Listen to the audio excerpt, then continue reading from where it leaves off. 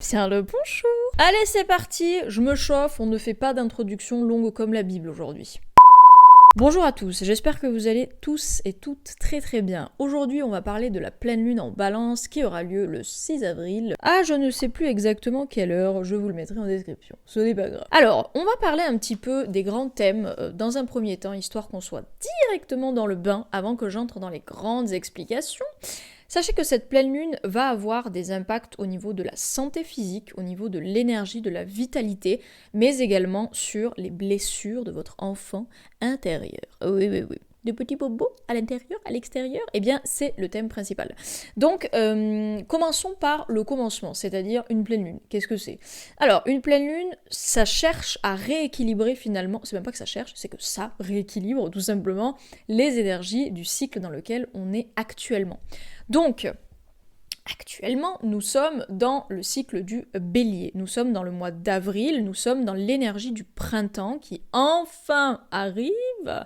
Et donc, forcément, comme dans la nature, tout est équilibré, tout fonctionne donc par deux, puisque techniquement parlant, pour qu'il y ait un équilibre, ça veut dire qu'il faut qu'il y ait deux bouts, tout simplement.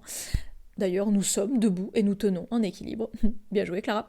Donc, pour ceci, il faut qu'il y ait tout simplement deux entités, deux archétypes qui se confrontent pour qu'il y ait un point d'équilibre, tout simplement.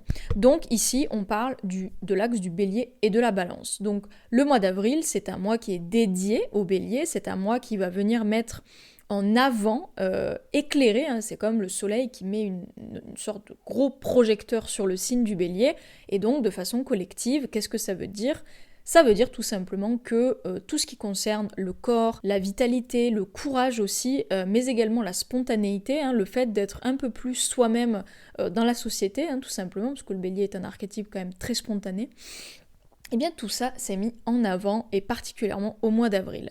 Voilà, le mois d'avril, c'est l'impulsion, c'est le moment où on se remet à faire des projets, c'est le moment où enfin on a l'énergie pour mettre en pratique les choses et pour lancer de nouvelles choses aussi, hein. Je rappelle que le Bélier est quand même l'archétype de la nouveauté par excellence, des nouveaux départs, hein, d'accord ? C'est lui qui impulse littéralement le feu quand vous voulez lancer quelque chose, donc là, c'est un très bon moment pour faire ça.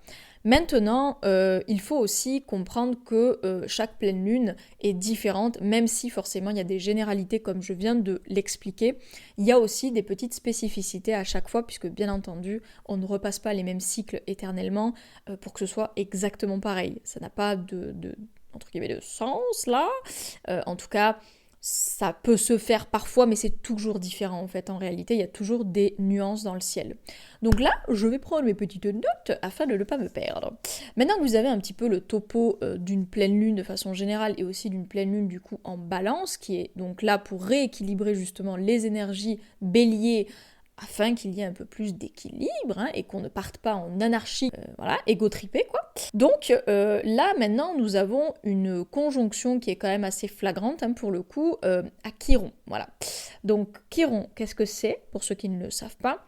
Chiron, c'est un astéroïde, déjà, c'est pas une planète, c'est un astéroïde, et c'est de l'astéroïde qui parle de guérison, mais du coup, forcément, qui dit guérison dit bobo. Donc ça pointe, entre guillemets, tout ce qui est de l'ordre des blessures émotionnelles, voire des blessures karmiques, hein, des choses qui vraiment nous font du mal. C'est vraiment la zone, entre guillemets, sensible, là. C'est la zone sur laquelle il faut justement travailler sur soi pour arriver à guérir. Donc, effectivement, comme je l'ai noté, là, la conséquence d'une conjonction entre un soleil en bélier et Chiron en bélier, c'est qu'on a peut-être cette sensation de ne pas pouvoir être pleinement soi-même, tout simplement. On a une espèce de sensation d'être freiné peut-être dans son énergie vitale. Donc c'est pour ça que là, c'est une pleine lune qui peut aussi amener des petits soucis physiques, hein, des problèmes de santé, concrètement, des choses à guérir, justement, des choses sur lesquelles il est temps de faire quelque chose.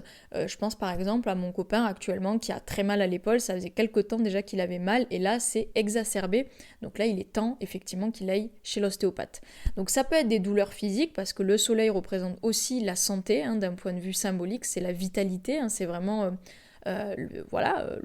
la vitalité tout simplement, mais ça représente aussi, parce que Chiron représente aussi en fait les blessures émotionnelles, les blessures vraiment intérieures. Donc il se peut qu'il y ait quelque chose qui soit mêlé et qui soit de cet ordre-là. Donc c'est pour ça qu'actuellement vous allez peut-être davantage ressentir les effets liés au physique, mais donc peut-être fatigué, peut-être quelque chose, une frustration par rapport à votre capacité physique, quelque chose dans cet esprit-là. Mais vous pouvez aussi tout à fait ressentir les choses plutôt sur le plan intérieur. D'ailleurs, à mon avis, le plan intérieur va particulièrement être touché, parce qu'en général, une conjonction quasiment parfaite entre le soleil et Chiron, ça veut clairement dire qu'il y a quelque chose à guérir, ça veut clairement dire qu'il y a un problème sur le plan intérieur qu'il nous faut résoudre, qu'il nous faut travailler pour justement accéder à une forme de libération quelque part. Donc moi, avec ma petite analyse là, le bélier, ça, comme je vous ai dit, ça représente le corps, la vitalité, etc. Mais c'est aussi le courage, c'est aussi la confiance en soi, le bélier, c'est aussi cet archétype qui donne l'impulsion de faire les choses. Donc associé à Chiron qui nous parle de guérison, ça peut nous parler d'un manque d'estime, d'un manque d'affirmation personnelle. D'où le fait que là, en ce moment, il y a peut-être une sensation qu'on ne peut pas être totalement spontané avec les gens, on ne peut pas totalement dire ce qu'on pense, on ne peut pas totalement être soi-même, par peur d'être jugé certainement, parce qu'en général, les peurs principales en tant qu'humain qu'on ressent, c'est la peur d'être jugé, la peur d'être mal perçu, la peur d'être mal, d'être jugé de façon globale. C'est vraiment comme ça qu'il faut le voir. Voilà. Donc ça, c'est la première chose qu'on peut voir. Il y a aussi quelque chose d'assez intéressant, c'est cette conjonction à Jupiter. Alors Jupiter, il nous sauve un petit peu la mise quelque part, mais attention, selon les thèmes des gens, entre guillemets, Jupiter peut aussi accentuer tout ce que je viens de vous expliquer, c'est-à-dire que ça peut accentuer une problématique que vous pouvez avoir, quelque chose qui prend toute la place, quoi, entre guillemets, vous voyez ? Donc ça peut être une première interprétation, et dans une seconde, moi je vois Jupiter comme justement un booster, c'est-à-dire quelque chose là qui, un peu comme une main derrière le dos, qui vient nous dire « t'inquiète pas, ça va bien se passer, ça va aller, ne t'inquiète pas, fais ce que t'as à faire ». Va chez le médecin s'il faut que tu ailles chez le médecin, va te faire aider s'il faut que tu ailles voir un psychologue, un coach, peu importe, va vers quelqu'un qui peut t'aider dans cette problématique que tu rencontres actuellement. Là, Jupiter agit un petit peu, je trouve, dans ce sens-là. C'est globalement comme ça que je le vois. Et puis, c'est aussi une manière de dire, bon, là, tu traverses ça, mais t'inquiète, ça va pas durer, quoi. N'oublions pas quand même que Jupiter reste la planète de la chance, quelque part, donc pas de panique à ce niveau-là. Ensuite, ce que j'ai noté, c'est que Jupiter peut aussi être une invitation au plaisir personnel. Justement, peut-être que là, on a un petit peu délaissé ces derniers temps le fait de faire des choses pour son bien-être, le fait de faire des choses qui nous font du bien mentalement et physiquement. Quelque chose qui nous donnerait un petit coup de boost, un petit coup de moteur. Déjà, là, ça nous dit clairement que, il faut guérir des trucs, quoi. Donc, autant d'un côté aussi se faire plaisir quelque part pour justement compenser un peu ce travail. C'est un peu comme quand vous faites un régime, quoi. Vous avez le droit à votre petit carré de chocolat dans la journée pour justement décompresser et décompenser dans votre tête. Voilà, c'est un peu le même principe au final. Donc, ça, c'est assez intéressant. Ça peut être intéressant à noter. J'ai noté également qu'il faut faire un petit peu attention parce qu'on a un joli carré entre Mercure et Pluton. Alors, en général, les carrés Mercure-Pluton, alors pas de panique. Quand on dit carré, j'ai l'impression que tout le monde panique, là, tout le monde n'est pas bien. Non, il n'y a pas de raison d'être pas bien. En général, c'est que ça produit des événements, ça produit des choses quand il y a un carré. Donc, ça veut dire que là, si vous faites le lien, Mercure, c'est la planète de la communication, tandis que Pluton, c'est la planète de la purification. Donc, vous mettez les deux à côté, la signification est relativement symbolique et simple. Ça signifie tout simplement que là, il va y avoir des choses qui vont peut-être se mettre en lumière dans votre manière de communiquer, dans votre rapport avec les autres, mais ça peut aussi être sur des gens, littéralement. Ça peut être aussi vraiment le fait de comprendre des choses que vous ne compreniez pas avant. C'est ça aussi, quelque part, Mercure-Pluton. Mais peut-être que vous allez avoir des prises de conscience un petit peu de façon rude. C'est ça aussi que ça peut signifier.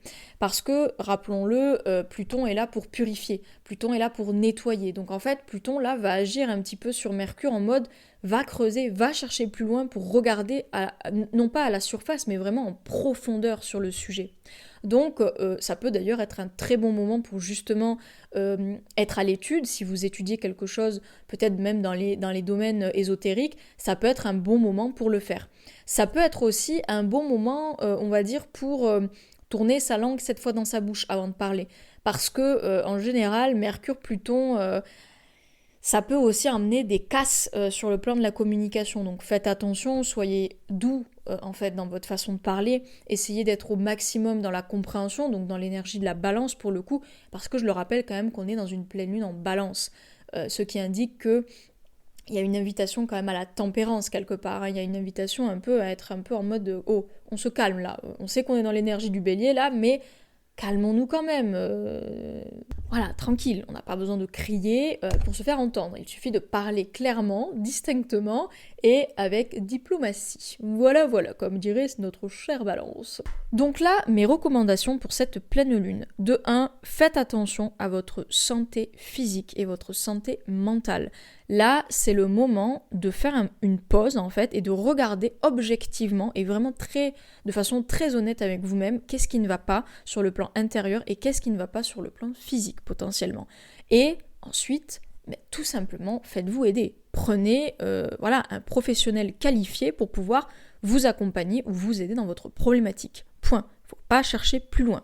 Ensuite, de 2, faites attention à ne pas être trop dans cette recherche un petit peu enfermante. Hein. Vous savez, souvent quand on travaille sur soi, on a un petit peu cette tendance à se replier un peu. Là, c'est pas l'énergie, il faut pas se replier. Là, c'est pas du tout le but.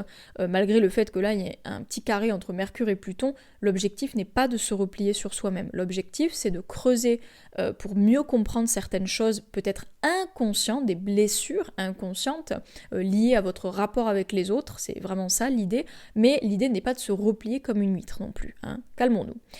Voilà. Donc moi, je vous conseille de vous faire plaisir aussi. Là, il y a une notion vraiment de faites des choses qui vous plaisent, faites des choses qui font du sens pour vous en fait, parce que c'est ça aussi qui sera très important, c'est vraiment de faire des choses qui ont du sens, qui vous redonnent de l'énergie, qui vous donnent de la motivation et du courage. Voilà. C'est tout. Rien de plus à ajouter pour cette pleine lune en balance. Moi, je vous dis à très vite pour la prochaine vidéo, donc la prochaine nouvelle lune en l'occurrence. Et surtout, si vous n'êtes pas abonné, abonnez-vous à la chaîne. N'hésitez pas à me dire aussi en commentaire comment vous ressentez les énergies. Ça m'intéresse. Moi, j'aime bien suivre un peu selon les signes que vous êtes, justement, comment vous ressentez les énergies. Voilà, parce que normalement, tel signe ressent les énergies plutôt comme ça, mais souvent, on se rend compte que c'est plus compliqué que ça. Donc, n'hésitez pas à me dire quel signe astrologique vous êtes et comment vous ressentez les choses actuellement. Moi, je vous dis à la prochaine. Ciao!